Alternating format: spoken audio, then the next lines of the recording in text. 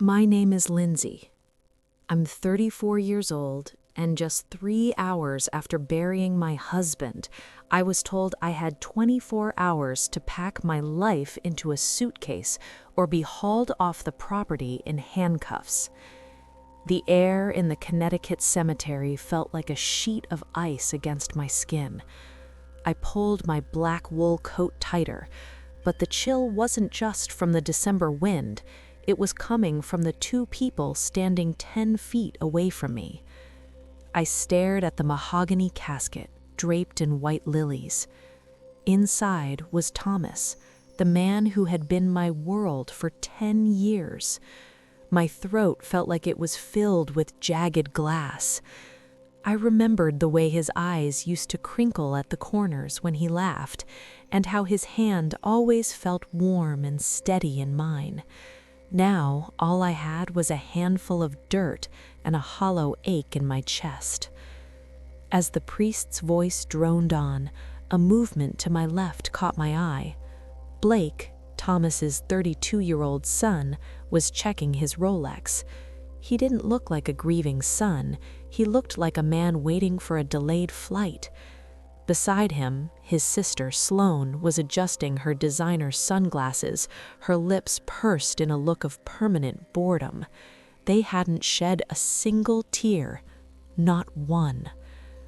The moment the service ended, I felt a heavy hand on my shoulder. I turned, expecting a word of comfort.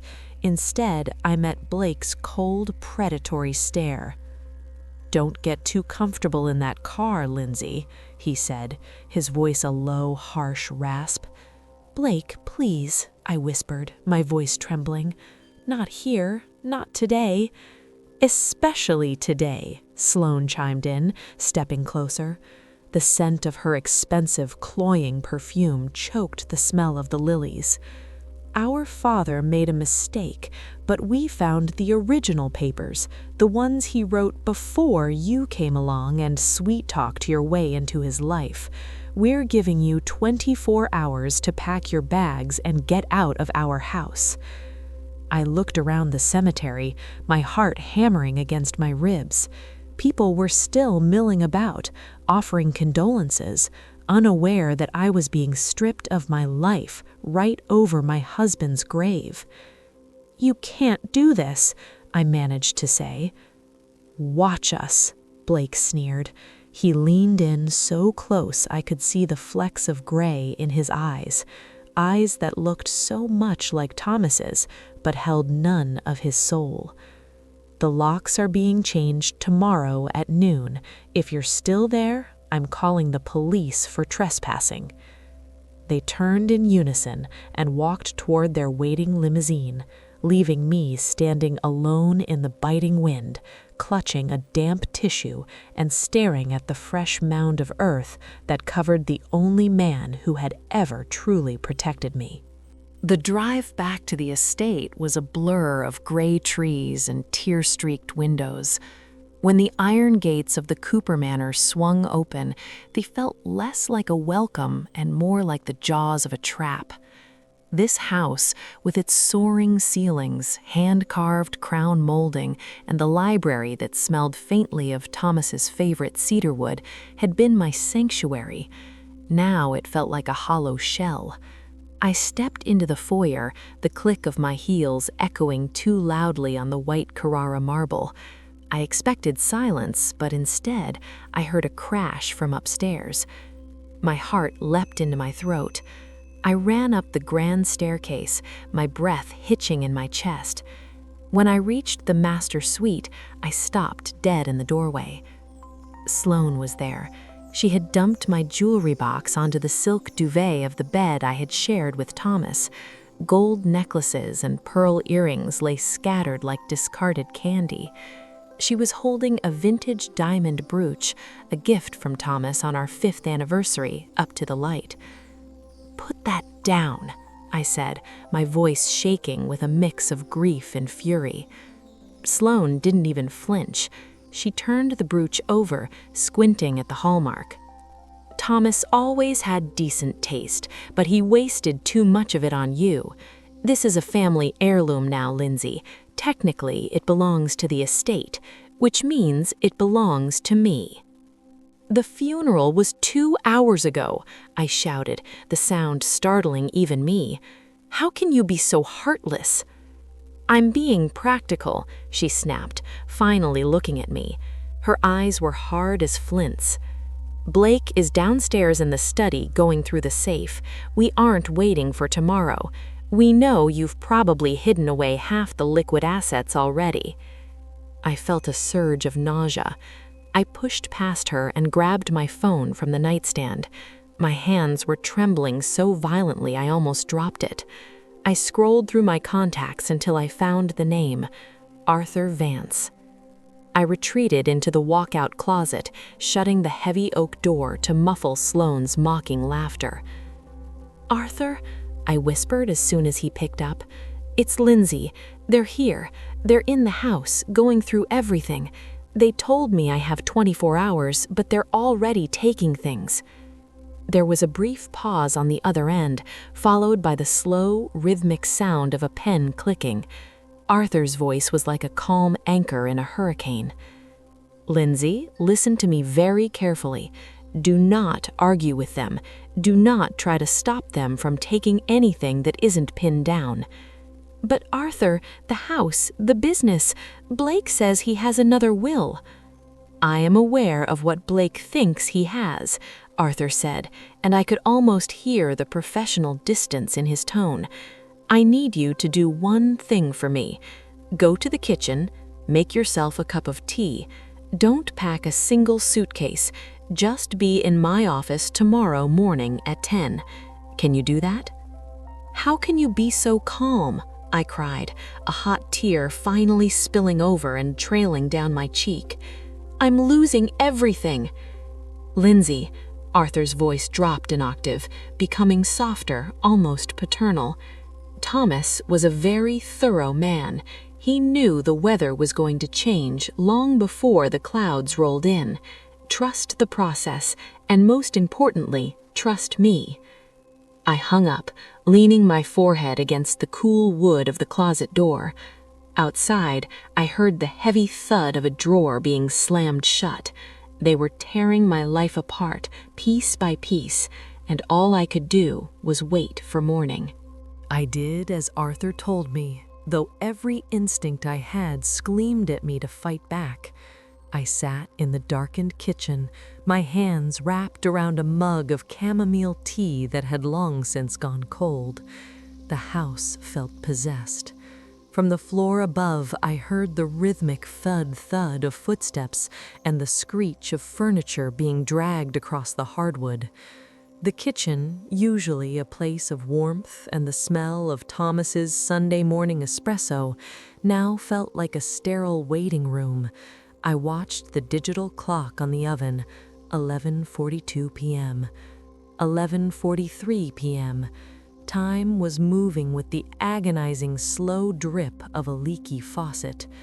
The swinging door to the kitchen pushed open with a sharp whoosh.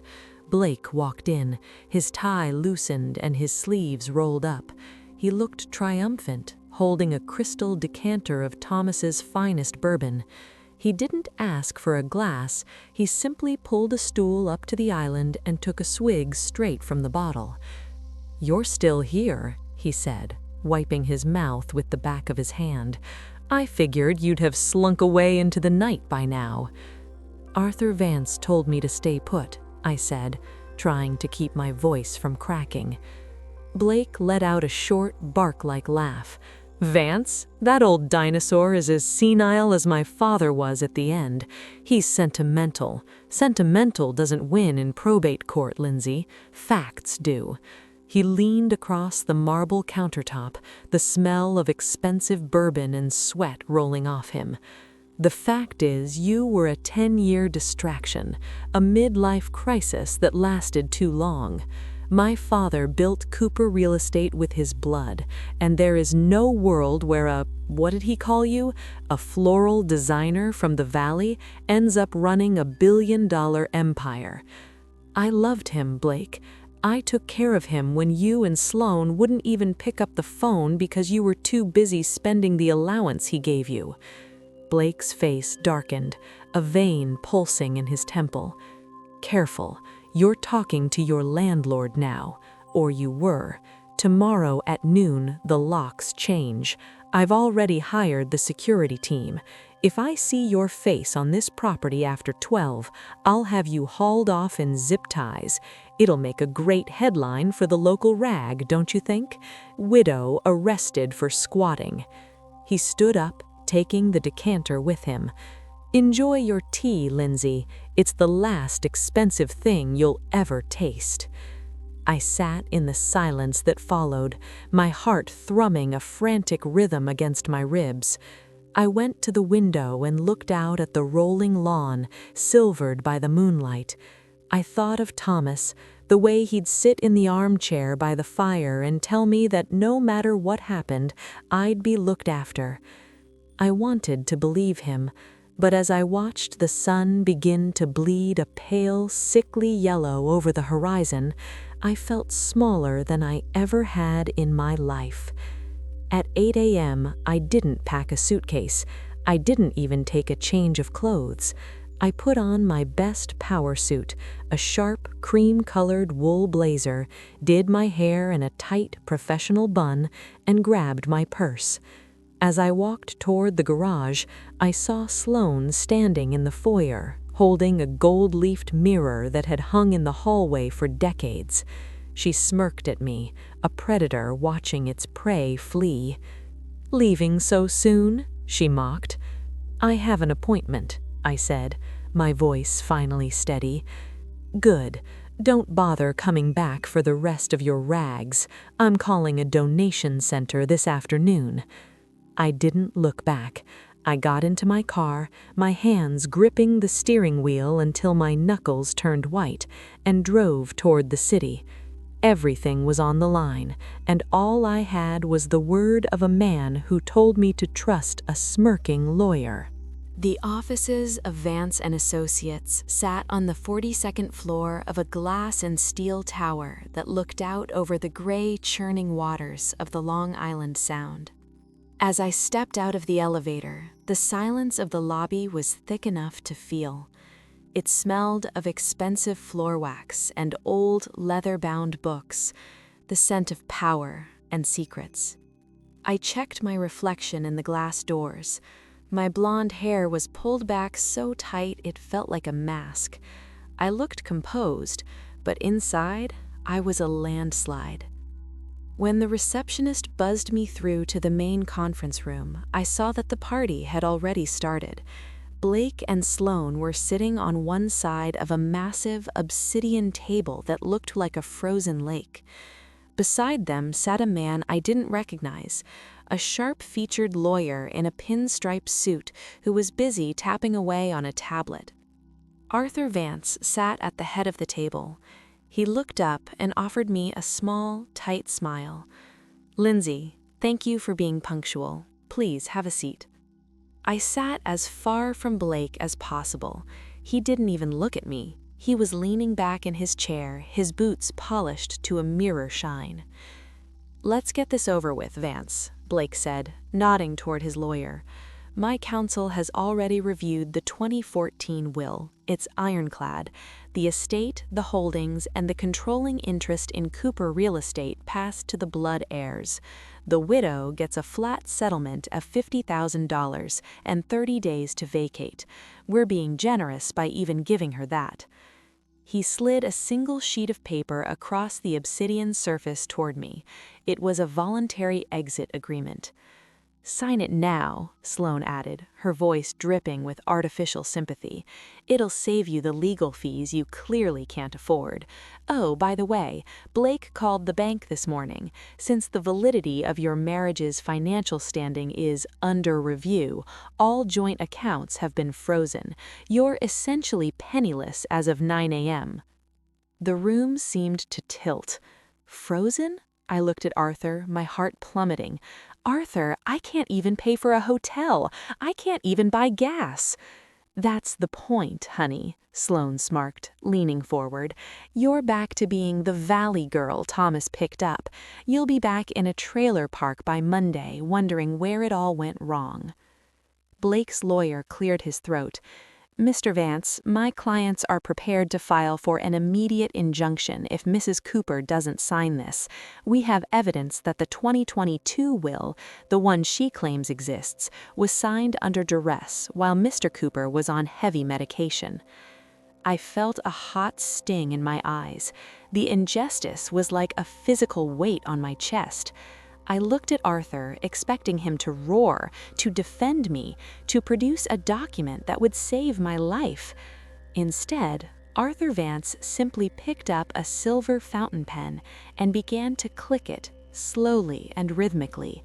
Click, click, click. He looked at Blake, then at Sloane, and then finally at me. He didn't look defeated. In fact, he looked like a man who was watching a group of children try to play a game they didn't understand. "Are you finished?" Arthur asked softly. "We're finished when she signs," Blake snapped. "Well," Arthur said, reaching under the table and pulling out a thick black leather binder with a gold seal. "Thomas was a very thorough man. He knew the two of you better than you knew yourselves. He predicted this exact meeting down to the very chair you're sitting in, Blake." Arthur leaned back, and for the first time I saw it, the faint, unmistakable ghost of a smirk playing at the corners of his mouth. "Before we discuss signatures," Arthur said, his voice gaining a sharp metallic edge, "we are going to watch a short film. Thomas recorded it 3 weeks before he passed. He called it The Final Audit." Arthur pressed a button on a small remote, and a motorized screen descended from the ceiling with a low mechanical hum. The blinds on the floor-to-ceiling windows hissed shut, plunging the room into a cool, artificial twilight. A projection flickered to life. The image was sharp, bathed in the soft, blue light of a high-definition lens. There sat Thomas. He was in his favorite leather wingback chair in the library. He looked thinner than I remembered. This was taken toward the very end, but his eyes were as sharp as ever. He wore a cardigan I had bought him for his last birthday. Seeing him like that, so real and yet so gone, made a fresh sob catch in my throat. "Hello, Blake. Hello, Sloane." Thomas's voice filled the room, rich and resonant. Blake scoffed, crossing his arms. "Great, a ghost story. This changes nothing legally, Vance." "Quiet," I whispered, my eyes locked on the screen. "If you are watching this," Thomas continued on the screen, a weary smile touching his lips, "it means I'm gone, and it means you've already tried to push Lindsey out of our home. I truly hoped I would be wrong about you two. I hoped that just once you would show her the respect she earned by standing by me when both of you were too busy networking in the Hamptons or the south of France." Thomas leaned forward, his hands clasped over a file on his lap. "Blake, I know about the consulting fees you've been funneling out of the commercial division into your private accounts to cover your losses at the tables in Atlantic City. I have the bank trails. I've had them for 6 months."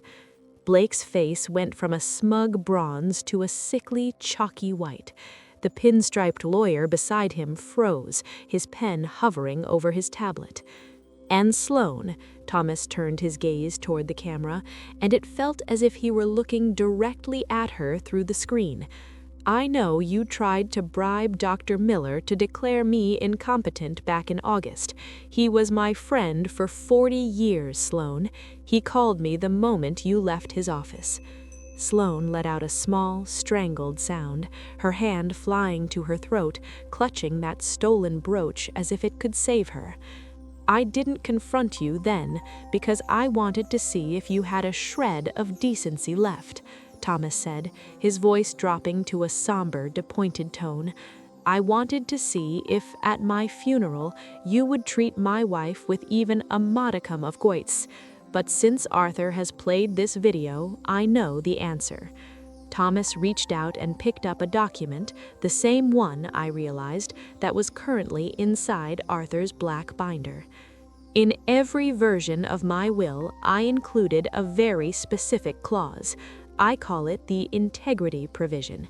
It states that any heir who attempts to contest the primary beneficiary's rights or who is found to have committed financial malfeasance against the company forfeits their entire inheritance, effective immediately.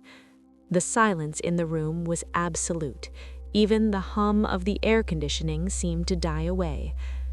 "Arthur," Thomas said, his image beginning to fade, "give them the news.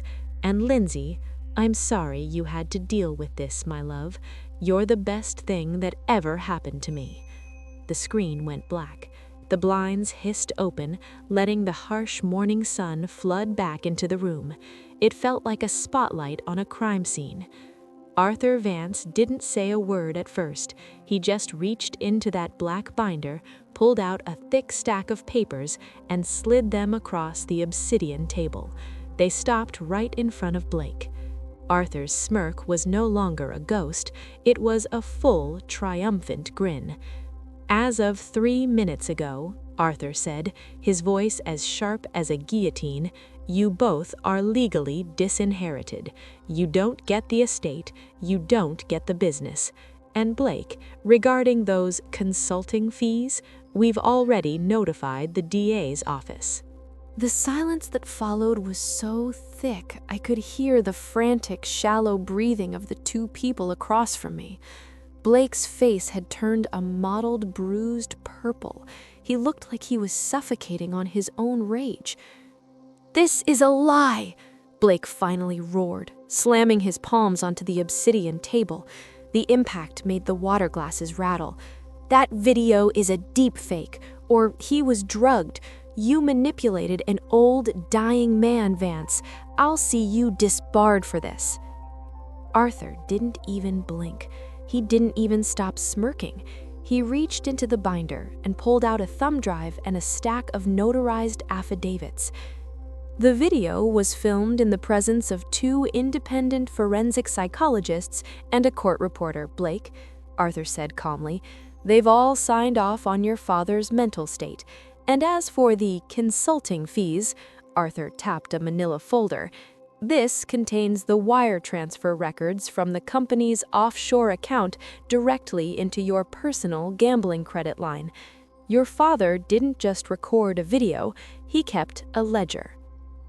I looked at Blake. The man who had threatened to have me hauled off in zip ties just hours ago was now shaking, not with grief, but with the terrifying realization that the floor had vanished beneath his feet. Sloane was even worse. Her practiced, elitist mask had shattered. "Lindsey," she stammered, her voice high and shrill. She reached across the table, her fingers twitching near my sleeve. "Lindsey, honey, you know how we get when we're grieving. We didn't mean those things. We're family. Surely Thomas didn't mean to leave us with nothing." "Family?" I said, the word feeling bitter in my mouth. I looked down at her hand, then up at her designer sunglasses, which were now perched crookedly on her head. "Yesterday, you were stealing the brooch off my bed. This morning, you were calling me a temporary distraction. You didn't treat me like family, you treated me like an obstacle." Blake's lawyer, the man in the pinstripe suit, suddenly stood up. He didn't look at Blake or Sloane. He didn't even pack his tablet. He just slid it into his briefcase with a sharp snap. "Mr. Cooper, Miss Cooper," the lawyer said, his voice cold and professional. "In light of the evidence regarding financial malfeasance and potential criminal fraud, my firm can no longer represent you. You will receive a final invoice for this morning's consultation." "You can't just leave," Blake shouted, but the lawyer was already at the door. He gave Arthur a brief, respectful nod and vanished into the hallway. Blake turned back to Arthur, his eyes wild. "I'm the son. I'm a Cooper. You can't just give everything to her." "I'm not giving it to her, Blake," Arthur said, leaning forward. "Your father gave it to her. Every property, every share of stock, every cent in the accounts. In fact, Arthur checked his watch. "It's 10:45 a.m. I believe you told Lindsey she had until noon to vacate the estate." Arthur stood up, pulling a new set of documents from his folder. He handed them to me. They were the official deeds and the keys to the corporate suite. "Lindsey," Arthur said, his voice warm, "as the sole owner and CEO of Cooper Real Estate, you have the authority to secure all company assets. I've already taken the liberty of having security stand by at the house. If Blake or Sloane attempt to enter the property after we leave this room, they will be the ones arrested for trespassing." I took the papers. They felt heavy, but for the first time in days, my hands weren't shaking. I looked at Blake and Sloane, who were sitting there like two spoiled children who had just realized the party was over. "Arthur," I said, my voice clear and steady, "I'd like them escorted out of this building, now."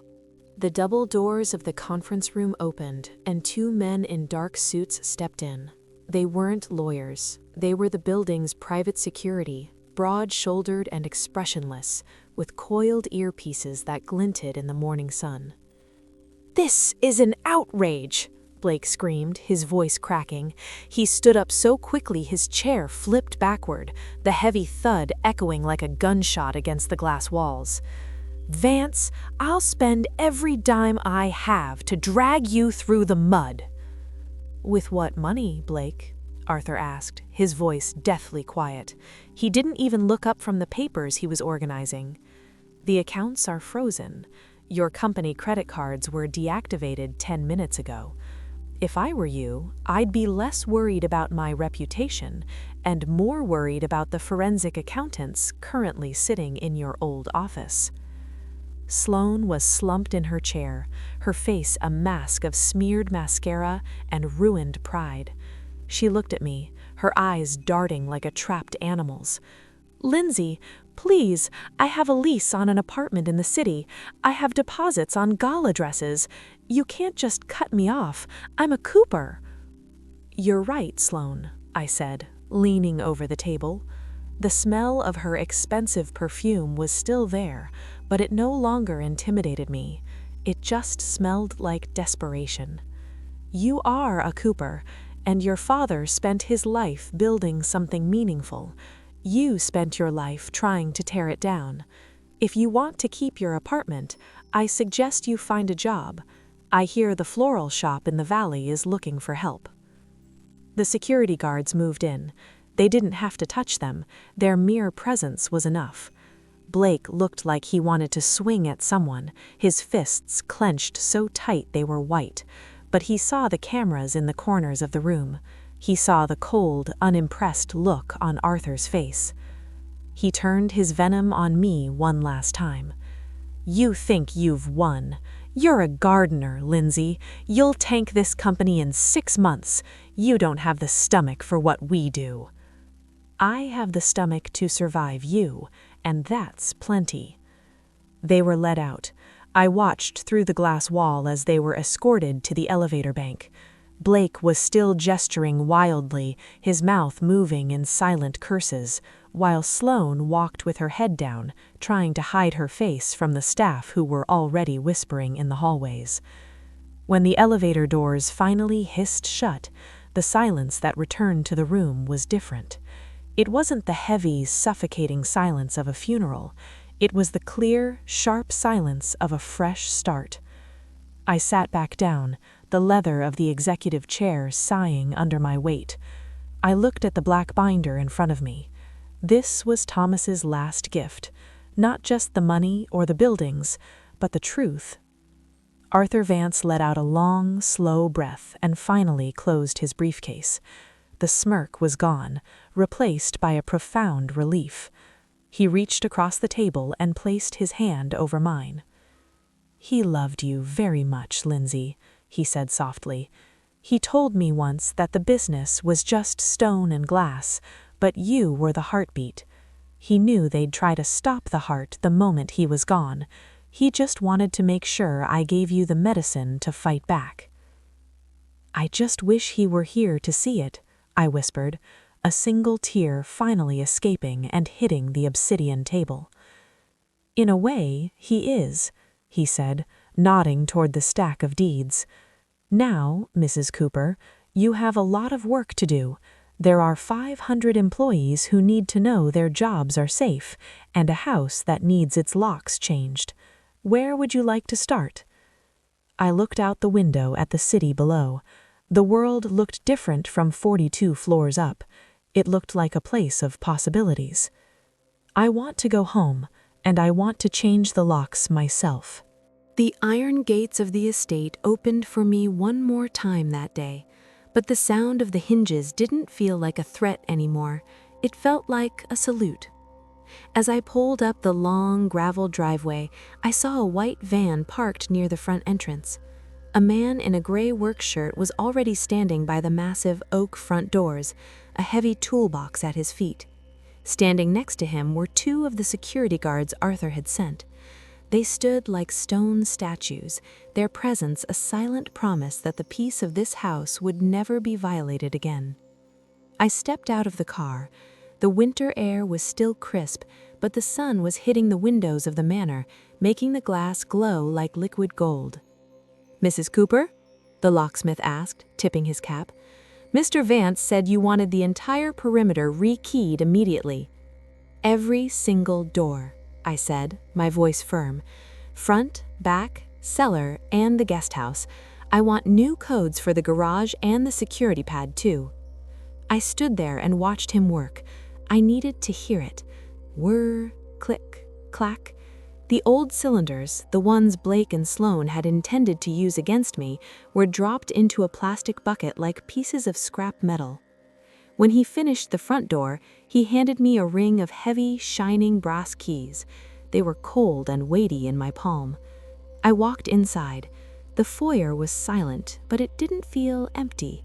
The house felt like it was exhaling. I walked up the stairs to the master suite.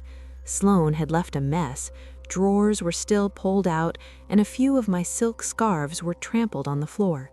I picked them up, smoothing the fabric with my thumb.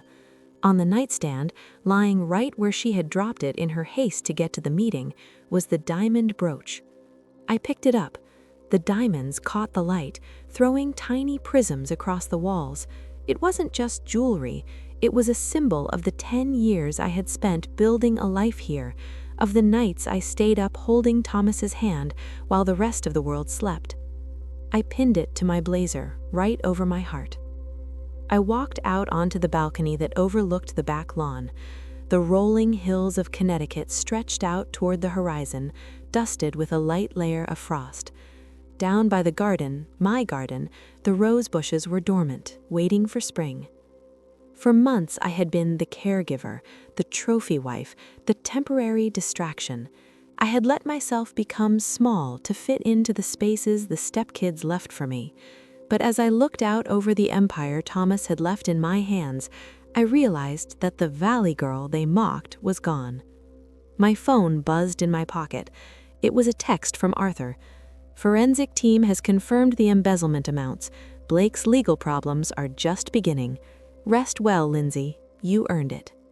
I didn't feel a surge of spite. I just felt finished. I leaned against the stone railing and closed my eyes, letting the cold wind ruffle my blonde hair. I could almost smell the faint scent of cedarwood and expensive tobacco, the ghost of Thomas's presence. "I'll take care of it, Thomas. I'll take care of all of it." I turned back into the warm house, locking the balcony door behind me. The click was final. The story of the grieving widow was over. The story of Lindsey Cooper, the woman who kept it all, was just beginning.